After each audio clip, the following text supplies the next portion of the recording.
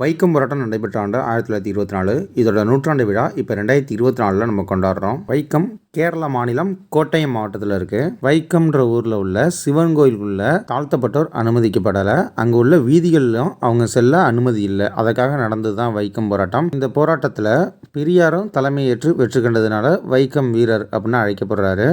1994 பெரியாருக்கு சிலை அமைத்து நினைவகம் திறக்கப்பட்டது இந்த வைக்கம் போராட்டத்தோட ஞாபகமாக. 2024 ஆண்டு வைக்கம் போராட்டத்தின் நூற்றாண்டு விழாவை முன்னிட்டு தமிழக முதல்வர் மு க ஸ்டாலின் அவர்கள் 8.16 கோடி ரூபாய் மதிப்பீட்டில் இந்த நினைவகத்தை இப்போ புதுப்பிச்சிருக்காங்க. 12/12/2024, அதாவது பாண்டே கூட்டிங்கன்னா 24, அது 1924க்கும் பொருந்தும்.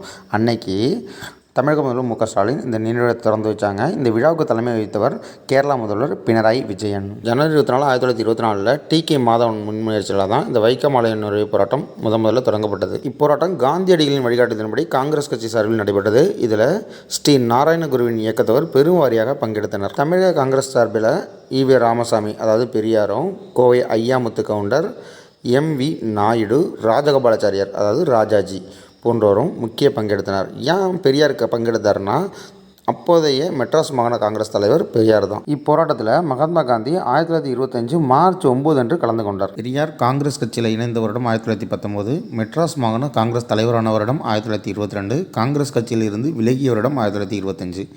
அப்போ வைக்கம் போராட்டம் முடிஞ்ச அடுத்த வருஷம் அவர் விலகிட்டாருன்னு ஞாபகம் வச்சுக்கலாம்.